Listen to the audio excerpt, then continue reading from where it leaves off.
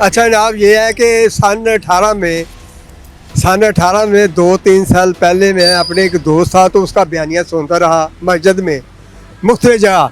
फिर मैंने भी नमाज शुरू कर दी। जो मैं नमाज पहले ऐसे टूटी फूटी पढ़ता था, मैंने शुरू कर दी कि ये शख्स फरिश्ता है।